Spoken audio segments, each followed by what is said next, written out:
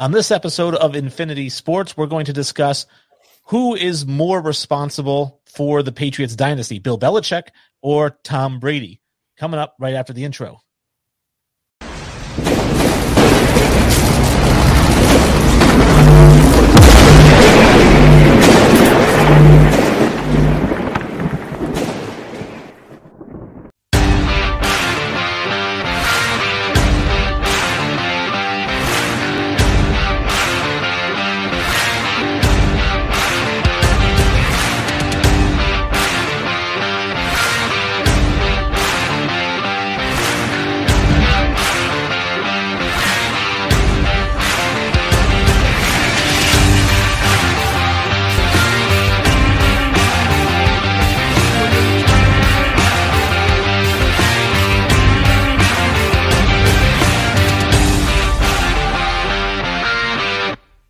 Welcome to Infinity Sports. I'm Wayne G. I am joined by Nick Paquin from Ad Hominem, a political podcast. I don't know do you consider it a political podcast? I would say contemporary issues, contemporary issues, a lot of politics, but also, current events type stuff. So, yeah, call it what you want. It's kind of defunct at this point, unfortunately. He is a big sports fan. We've debated a lot. This is kind of a topic that's similar to a debate we had recently. Not exactly, but similar. And I'm sure some of the statistics will rear their head again. But before we get into that, obviously, please like and subscribe at the bottom of the screen here or below the screen. It helps the show out tremendously. Not only that, but it's going to make us easier to find for you. It's going to put you first in line for the newest content when it comes out. And if you prefer to listen to the podcast, please check us out on iTunes, Spotify, Stitcher, or Amazon Music. We can be found there. You can stream us, download us, listen to us while you're driving to work. You can find us on social media at Infinity Sports Podcast on Facebook, at Infinity Sports Podcast on Instagram, and at Sports Infinity 5 on Twitter. The question of the day, when I presented this one to Nick, is who is more responsible for the Patriots dynasty, Tom Brady or Bill Belichick? Obviously, they've had quite the run, 10 Super Bowls or 9 Super Bowls, whatever it is. My take on it, I think, is a little boring. So I'd love to hear your take on the responsibility. I think I know what your take is. So my take is this. It's simple, very straightforward.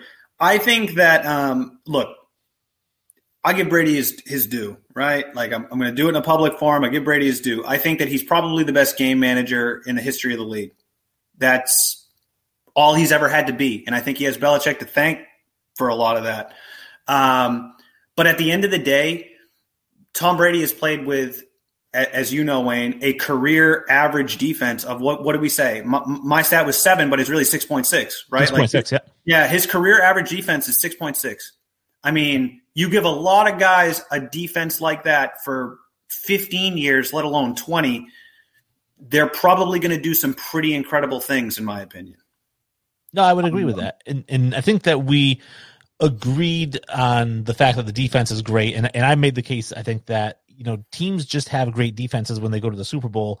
I know you mentioned that his is year in, year out great because of the average of 6.6. I brought up Joe Montana because he's usually the one that's compared to Tom Brady as the greatest because he had 4 Super Bowls and his average defense was 3rd.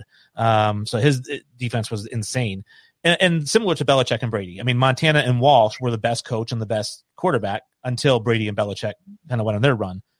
My take on it was, and like I said, it's very boring, is that it's 50-50. It's a symbiotic relationship. One can't do it without the other.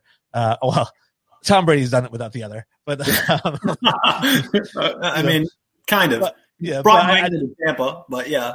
But to your point, like you said, if you give a quarterback a defense like that, and I would say yes, but you give Bill Belichick, like you said, you give Bill Belichick a quarterback like Tom Brady, a top 5 quarterback of all time statistically. And we talked about their average defensive ranking. We also have to mention that Tom Brady's average offensive rating is better than any quarterback in the top 5 in terms of the offense that he runs. So you give Bill Belichick a quarterback like that, he's going to go to 9 Super Bowls. So, yes, I do think Aaron Rodgers could go to 9 Super Bowls with Bill Belichick. I do think Drew Brees, Peyton Manning, those guys could as well. But again, that's kind of a testament to Tom as well and a knock on Bill, which is that Bill can't get there without a quarterback like that. Well, we don't know though, right? Like I think people are holding. This is my thing with the Patriots, and I'm not by any stretch a Patriots fan, but I think Patriots fans are way too on the fence all the time. People were really hard on Belichick. Like, let's make no mistake about it. They lost more COVID opt-outs, 2 key offensive linemen, 3 key blockers if you include the fullback Vital, who's obviously a great run blocking and pass blocking fullback, probably one of the better in the league considering that's a position that barely exists. They lost 2, who was it? Cannon opted out and Jones, I think, on the offensive line. So they were left with a young group with not much veteran leadership on that offensive line. And then combined with that, they lost their defensive captain and their assistant captain on defense, Chung and Hightower. And they were still a top 15 defense, right? Mm-hmm. I think this year they took a flyer out. They knew they had the cap restrictions. They took a flyer out on Cam Newton thinking, like, look, we don't have many skill players at this point. We don't have any skill guys to work out around. I mean, we have 2 decent young running backs, but they're not going to be catching balls out of the backfield. They're not Dion Lewis or James White, right? They're not those guys. They're more downhill runners, if you will. I just think that people are too quick to be like, well, look what Brady's done in Tampa. Well, what Brady's done in Tampa is historically his track record. He's got a top 7 defense. I mean, you and I talked about some of the playoff numbers.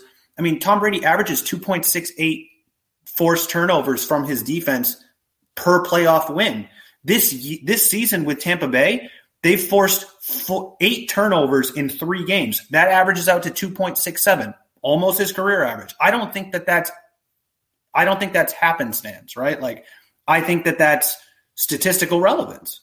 It coincides with his career. So that's what I say when Brady brought New England to Tampa. I mean, he kind of did. That defense came out of nowhere. They're a turnover machine.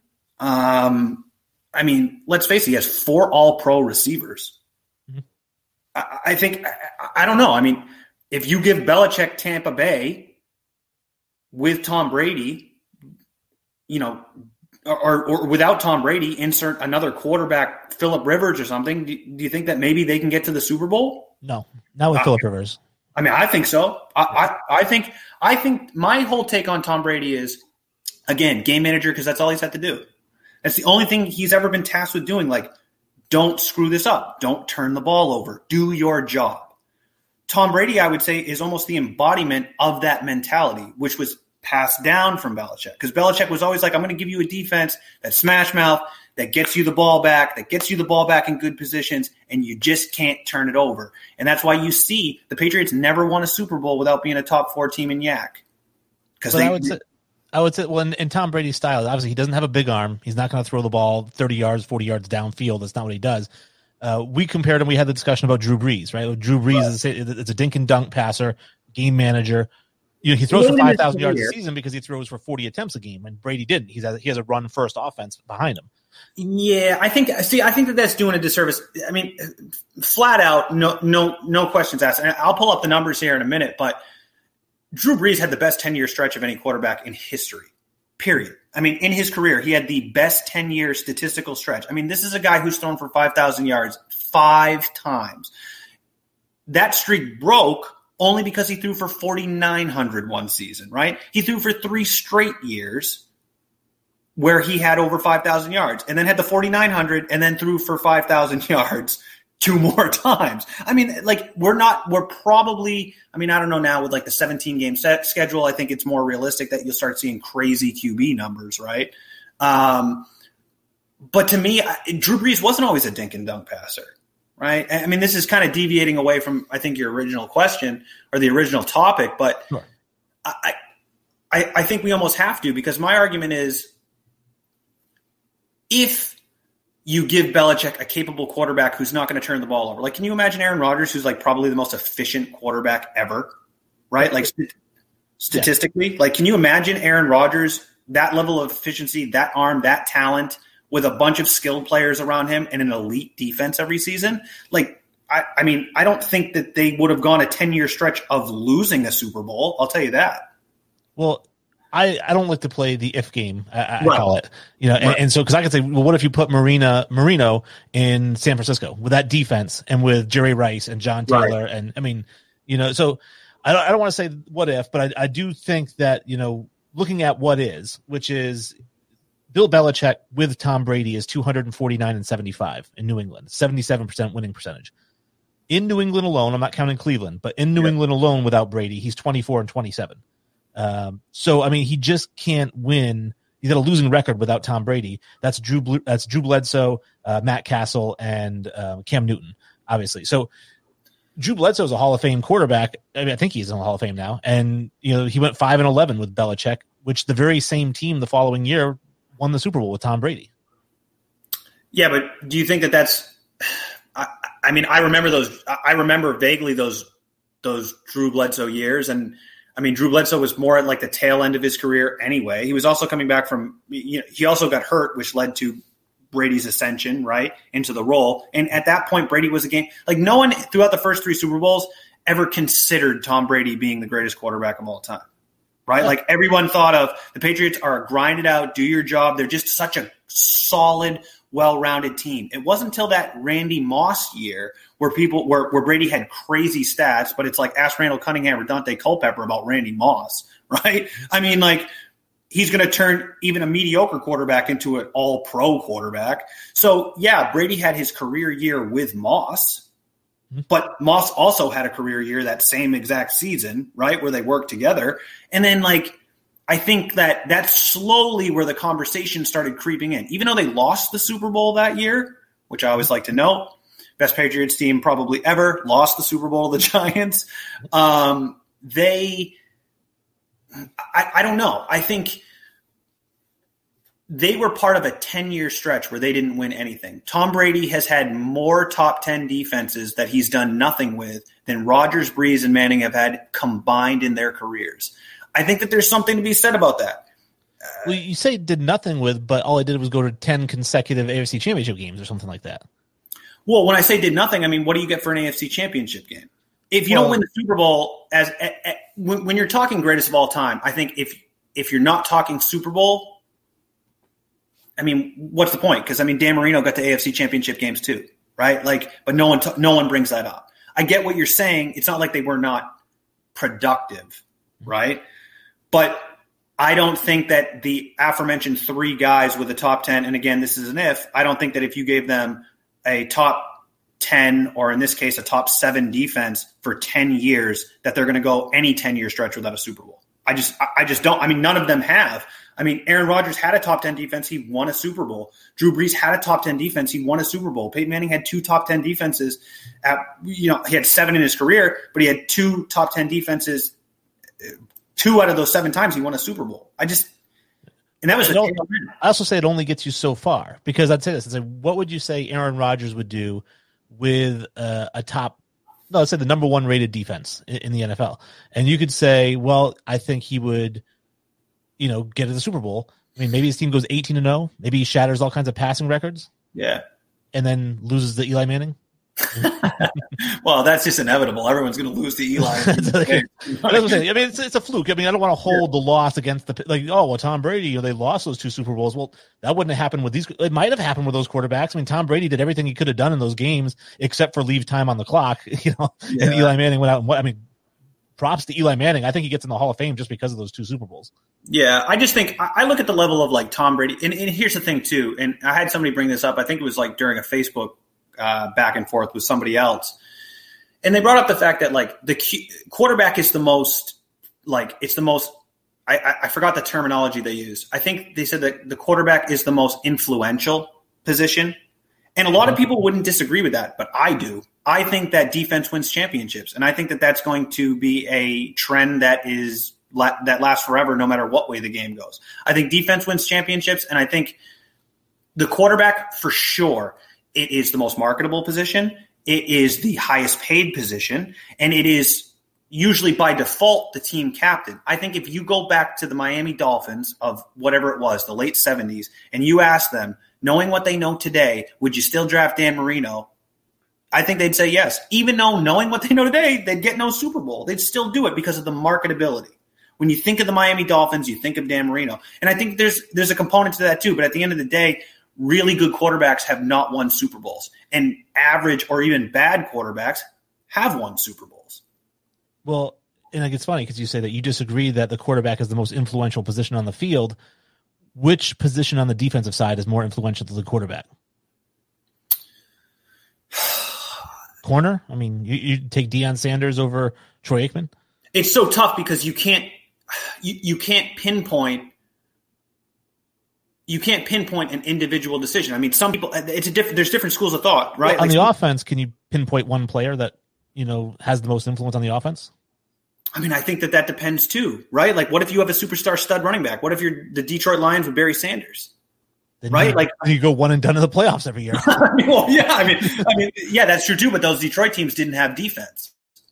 Imagine if those Detroit teams had defense. I mean, I know that again is playing like the what if, but I mean, let's face it. The Patriots' most recent Super Bowl win was won on the back of probably the best defense in the league and an elite running game. Tom Brady was 2 touchdowns and 3 interceptions throughout the playoffs, the last Super Bowl that they played against the Rams, in the worst Super Bowl anyone's ever seen. Yeah. The running game and defense got them there. I don't think I mean, I think that that's possible when you have an elite defense. But somebody's got to be the face of the franchise, right? And it makes sense that it's the quarterback. I get that, but I don't agree with it. Well, what I'm saying, though, is that on the offense, generally your quarterback has the most influence, even on the Detroit team with Barry Sanders, because he's got to call the plays to hand the ball to Barry Sanders, or make the audibles at the line. I mean, he's the one that reads the defense and tells, where the Mike linebacker is, so that the offensive line knows where to block. I mean, he has the most influence. Nobody on the defense. I mean, the middle linebacker is the quarterback of the defense. And yet, Ray Lewis has less influence, I think, than Trent Dilfer. Yeah. I don't know. I don't know. Does Lawrence Taylor have less influence than Phil Simms? Right? Like, yes. I mean, I don't really know. I don't know that I buy that argument because at the end of the day, we don't know who's making the play calls in every instance. We don't. I mean, sometimes the offensive coordinator is the sole proprietor of crafting and calling the plays. I've not explicitly heard that Brady calls his plays. I've heard that he's called his own audibles, which makes sense. Most quarterbacks do, but I don't know for a fact that he's gone out there and called his own plays. I mean, Peyton Manning was the script. Drew Brees was the script. You know what I mean? Like Aaron Rodgers, I mean, I can't confirm this, but I can only imagine he is the script. It's why they have elite running backs that they never hand the ball to because Aaron Rodgers wants to throw it. Well, let me ask you this. So, because this is where I'm going to go with the influence. All right. And I'm going to give you 2 hypothetical situations, and I'm going to ask for a scale of 1 to 10 that a team wins the game. Right. So, 0 or 1, they don't win it. They completely lose. 10, they absolutely win. Right. Okay. Your starting linebacker gets 7 sacks and 2 interceptions, but your quarterback throws 4 picks on a scale of 1 to 10. What's the chances you're going to win that game? Are we talking current NFL or previous? What? Doesn't matter. Current NFL, quarterback throws 4 interceptions. Your defensive player gets 7 sacks and 2 interceptions. What is on a scale of 1 to 10? What is the likelihood that your team will win that game? I'm probably going 8 because you're basically describing the situation against Green Bay that Tampa just won. I mean, Brady threw 3 picks. Devin White had 3 sacks and only 1 interception, and they ended up winning. And they ended up winning that game. So I think I get where you're going. But on the flip side, right? Obviously, I'm going to say your quarterback throws 4 touchdowns and no interceptions, and your star defensive player gets 0 tackles and 0 sacks. What are the chances you're going to win that game? Yeah, I mean, probably pretty low, but again, it depends on the flow of the game, I guess, in that regard, right? Like, I mean, if you would have if I showed you Aaron Rodgers' stats against Tom Brady in that NFC Championship game, and I asked you if you had no idea what football was, who do you think won this game? I bet you a lot of people are not picking Tom Brady. Sure, maybe not, but that's what I'm saying is that both those guys are the guys that have the most influence in the game. Yeah, I mean, I think because you're not going to show me Aaron Rodgers' stats and then show me Devin White stats and say so. What do you think? But I think we're talking in general. I think we're too focused on like general. Well, we're just saying the quarterback in general is the most influential player on the field. You said you disagree with that statement. Okay, in general, no, I don't disagree with that statement. In general, they're probably the most but I don't think that was the case in New England. I think Bill Belichick was the most influential person. And I also player on the field though. Like who's the most influential player on the field for New England? I mean, Rex Ryan said Tom Brady was Bill Belichick with a better arm. Well, I mean, Rex Ryan's not even coaching anybody anymore, so I think the defense is a great assault. But I think it's a great line, obviously. I mean, it's yeah. He was such a cerebral player. Yeah. Well, so this is the thing too. We're talking about like influence. Like, what does that really mean, right? Like, because I've already acknowledged that I think like Tom Brady's probably the greatest game manager of all time, and I think that he's that because that's all he's ever asked to be. He was never asked like, look, you're going to have to go in every single week and have an absolute shootout with the opponent. You're going to have to play from behind because your defense is absolute garbage, and you're going to have to turn some schlup wide receiver into some sort of like conversation like what's his name? Devontae Adams in Green Bay, where like some people would say he's the best receiver in the game. I mean, like, he's not. You take Aaron Rodgers away from Green Bay, or when Devontae Adams has been hurt, all of a sudden Vontaze Scanling looks like an all-pro receiver. All of a sudden, Lazard looks like an all-pro receiver. And I think you could say the same thing with Drew Brees. Like, Michael Thomas without Drew Brees, I'd be curious to see what he looks like, because what was Colston? What happened to a guy like Colston? What happened to some of these guys? And I just like – I'm not seeing that, like, because Tom Brady's never had to be in those situations. Like, that's not a norm for him, right? Like, if Tom Brady goes to the Lions and not to the Tampa Bay Buccaneers and he's in the Super Bowl, then I'm like, holy shit, I was wrong, dead wrong probably. But I don't know if you would say that, because I think you would find Detroit had the 9th ranked defense. So I mean, well, if Detroit had the 9th ranked defense and he was in the Super Bowl, then I think that I probably would do that. But let's be realistic, Detroit's terrible. They wouldn't. Personally, I think that Bill Belichick is the architect for success in New England. I think that he drew up the blueprint. He has all of the power in New England. That's obvious. And I think that he's done pretty damn well with it, quite frankly. And I think New England fans are too quick to dismiss that.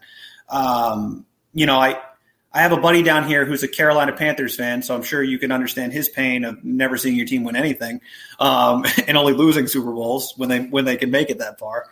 But he sent me this. He sent me a meme, and it was from The Office, and it was like it was basically saying that like Patriots fans rooting for Tom Brady instead of their own team is like the equivalent of when like Michael Scott was claiming the Jan's baby that she had with a sperm donor as his own kid. You know what I mean? Like, that's literally what it's like. I mean, like, Tom Brady hasn't really even been, up until recently, he hasn't even been positive in hindsight of his time in New England.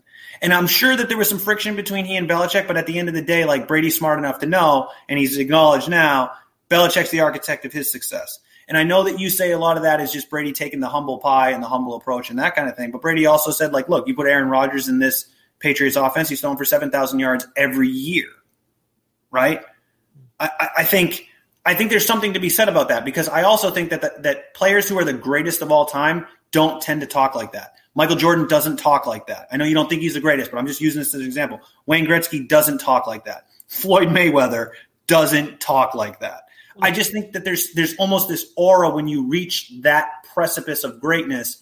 Your mindset is not it's not humility takes a back seat to what you've accomplished, and you've earned that right. I think in general, yes, but on a case-by-case basis, there are some players who kick that trend. I think Brady's one of those guys who kicks that trend, that he just doesn't really care about all of the accolades and the personal pat me on the backs. I think he just wants to play football and win football games, and he'll give everybody else the credit. And I think that it's very Belichick-like, because I think Belichick has a little bit more arrogance to him than Brady, but I also think that Belichick gives everybody else credit. Coaches that coached him when he was coming up, guys that he was a special teams coordinator for, and he always finds people to like give praise to. And I think Brady does that as well.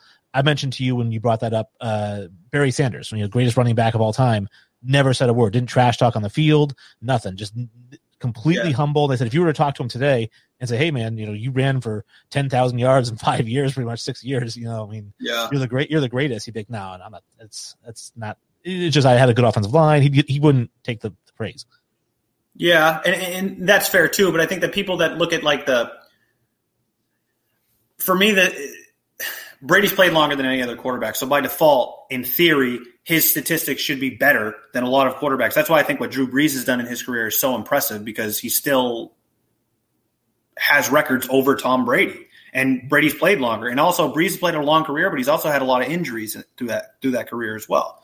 Way more than Tom Brady has. I think that people fail to realize, like, if you're going to follow that line of thinking as Tom Brady is the greatest quarterback, then I think it's only fair that you assert that same line of thinking for the greatest running back would be Emmitt Smith, right?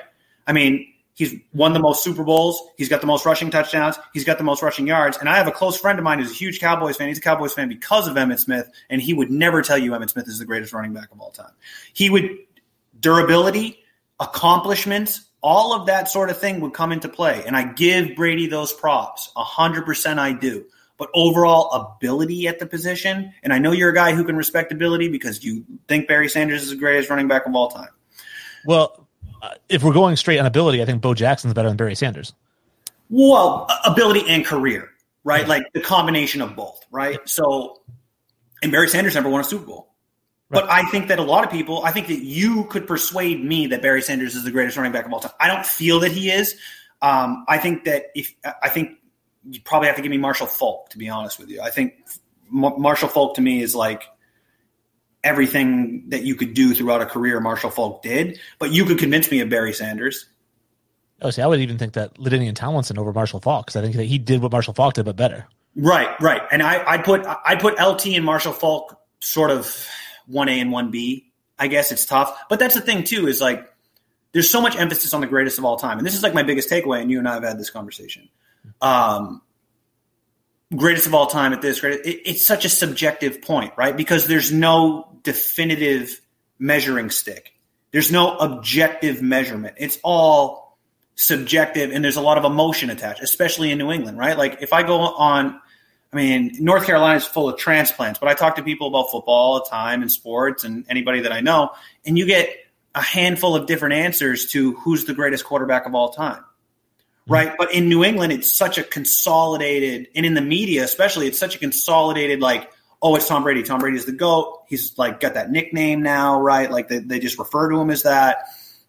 And I think that what it does is it denigrates what Bill Belichick has done to the Patriots organization.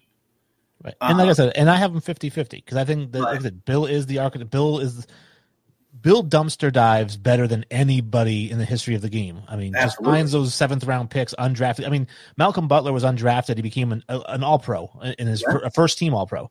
You know, and then you look at you follow that up with Stephon Gilmore, who, by the way, I hated that first year he was with the Patriots because he just was awful, and he's turned into the best corner in the league. And then he goes out and he gets J.C. Jackson's another undrafted guy. He had the most interceptions in the league this year, or second most. I mean, he just has a way of finding guys that nobody else looks at. And so I do respect and of course, as a coach, I mean, I don't know anybody with a better eye for detail. I mean, he sees everything. He sees which fingers are down for every offensive lineman on the field. I mean, he knows everything. And I think he's the greatest coach of all time. I do think that if you were to give him Aaron Rodgers, I do think that he has similar success to what he had with Tom Brady. I'm not going to say better. I'll say similar because I think that they're similar quarterbacks. I do think that if you put Bill Belichick on another coaching or in charge of another franchise like Detroit, if you put Bill Belichick in Detroit, I do think that they go to 5 Super Bowls. I'd agree with that. And I agree with the fact that, and look, Belichick's not a guy that I like the whole Spygate thing and all that and the circus around all that sort of stuff. And I mean, people forget too, like, there's still that whole fishiness with the Patriots organization. A lot of things get swept under the rug. And a perfect example of that is 6 hours after the Cam Newton announcement was made, there was this small caveat of how the Patriots got a $2 million fine for that whole filming the Bengals thing. And no one talked about it. No one brought it up. They just got a massive fine. $2 million isn't cheap. I mean, they were fined, Belichick was fined $500,000 for Spygate. So $2 million. I mean, they must have had something serious. And it just got, again, swept under the rug.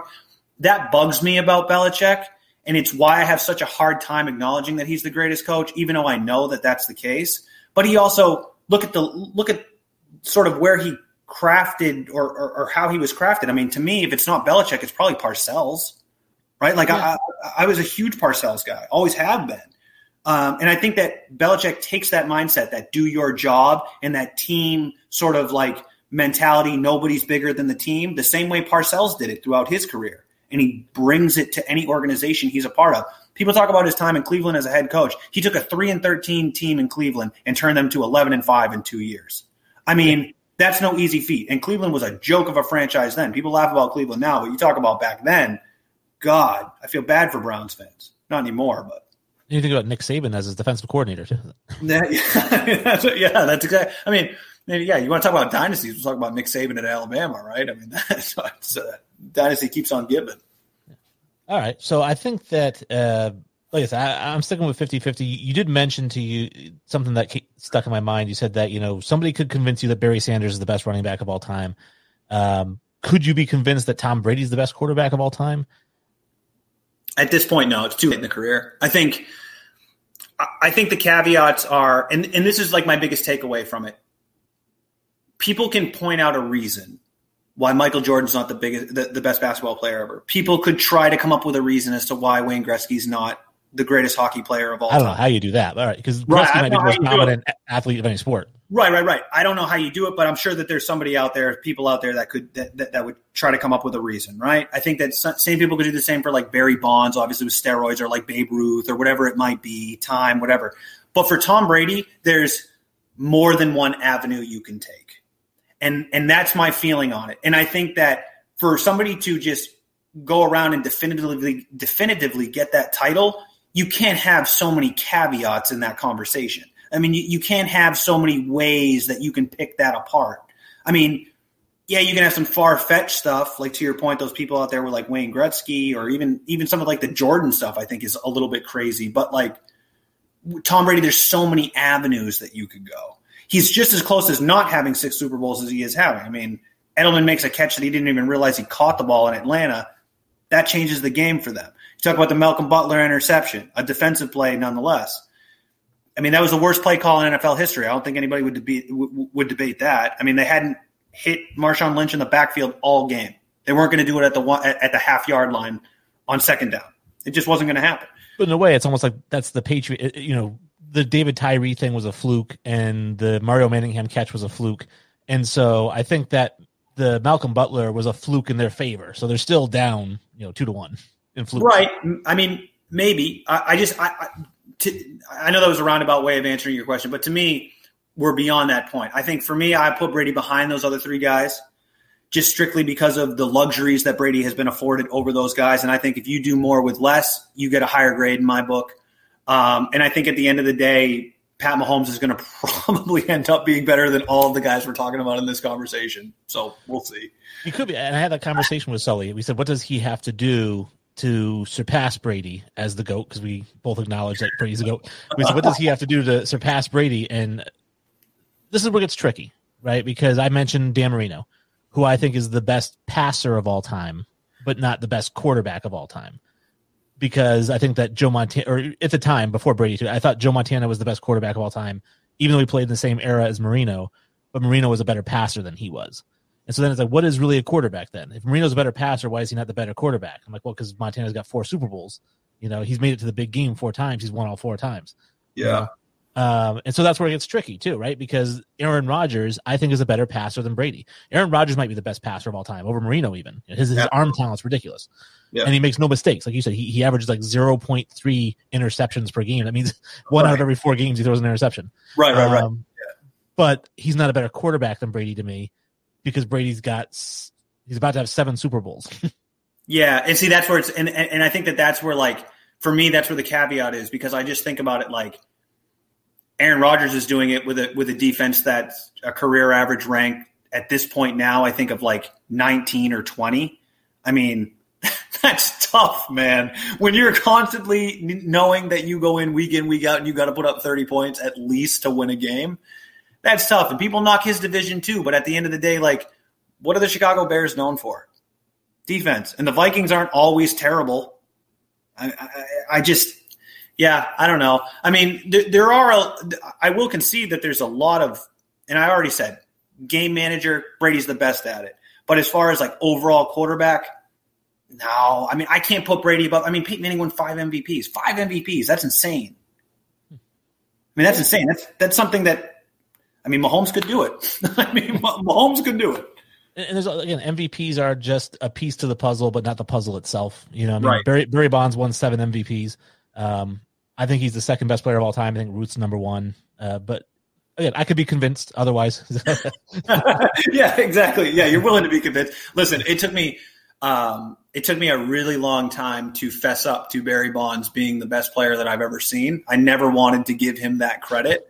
But he is. I mean, he is, and he always was. Do you know what I mean? Like, I knew that deep down. I don't feel like that about Tom Brady. I've watched Tom Brady play throughout his entire career. You know, I'm old enough to remember the first Super Bowl that they won. I don't know. I just, for me, the jury's not out. For me, it's like New England fans are too quick to jump down the rabbit hole of, oh, it was all Brady on the success. Look, they took a flyer out in a weird cap year on Cam Newton. He ended up being an absolute disaster. He won't even be with the team next year in all likelihood. Let's see what Belichick does with some playmakers on offense that I'm sure they have cap room for. The defense will be the defense because that's the Patriot way in all reality. And we'll see what they do at the quarterback position. I think the testament to Brady, and this is just from my biased Patriots belief, right? Because you mentioned Patriots fans, and I'm one of those guys, but I try to think I'm not one of the super, annoying ones. But you're not. No. My take on Brady is that I never feel like Brady goes out. I'm not like, oh, he's going to go out there and throw for 400 yards. No, I know what he is, right? Like, I know what he's going to do. Why I think Brady's the greatest biasly is because anytime the Patriots were losing and there was 2 minutes left, I was like, we're good. We got this. Yeah. No, I get that, but it helps when you're down and there's 2 minutes in the game and you're not down by 20 because your defense is ranked 20. You know what I mean? Like that's my take and that's my feeling on it. And it's like a lot of guys could lead those comebacks if it was like a 1-score game as opposed to a 3-score game, like Breeze and Rodgers are accustomed to in particular. Yeah, it'd be an interesting statistic to pull up, because I think Brady has the most fourth quarter drives or whatever but I'm curious what percentage. Again, it's such a convoluted statistic, but to figure out what the score was in those fourth quarter drives versus what other quarterbacks have for fourth quarter drives with certain scores, and like you could say, oh well, Tom Brady has led a comeback drive 77% of the time that he's had the opportunity. All right, well, how many opportunities has he had? You're like, 51. Oh, that's pretty good. What about Drew Brees? You're like, well, he's at 63, but he's only had 4. Because to your statement, maybe he was down 20 most of those times. Right. And so that's a curious statistic. That I mean, it's so detailed that it'd be hard to find that exact statistic. Yeah, well, I scour the depths of the earth to look at any statistics in this debate. So maybe I'll be able to come up with something. I use a lot of Reddit data and start building off that. It's time consuming, but I enjoy it. Like I enjoy these conversations. I enjoy, having these. I wish you'd bring me on the show to discuss college football and especially the draft with Sully, because I know you have those episodes and I'm a big college football guy. You probably didn't realize that. Always have been, and I got some hot draft takes, and I know Sully does too. So I may actually do that then, because I don't know as much about college football as he does. He's our draft expert, So sometimes he'll say a guy's name, and I'm like, yeah, I guess. Yeah, exactly. Especially like once the combine gets going and stuff like that. I mean, well, no combine this year. Oh yeah, that's right. Well, good. As we get, that means there's no chance anybody will get hurt at the combine. So then we can, jump on the show. You, me, Sully, we'll go over maybe some mock drafting, things like that. I'm all for it, man. I love these conversations. You got a great thing going here. Thank you. I will definitely set that up then. And because I am interested to hear somebody who knows more about college football than I do discuss with him and disagree with him in particular. I love when people disagree with him. Yeah, well, I'm super biased with college football too because I hate anything Michigan or Ohio State. I'm a Penn State guy, and I'm not ashamed of it. Put the Sandusky stuff aside. It is what it is. You know what I mean? But I'm not ashamed of being a Penn State guy. Love Penn State and hate Ohio State and Michigan in particular. Well, again, thank you everybody for sticking around and for watching the show. It's been a lot of fun. I loved having Nick on and discussing this, which I know we both feel the way that we do. And obviously, I think I am a little bit biased as a Patriots fan, but I try to take my bias out of it. But just like I think maybe when you're with your kids, you just can't, and Patriots have kind of been my kids for a while. Yeah, for sure. I get it. I won't fault you for it, Wayne. All right. All right. So, hey, Kenny Smith, what do we got going on, man?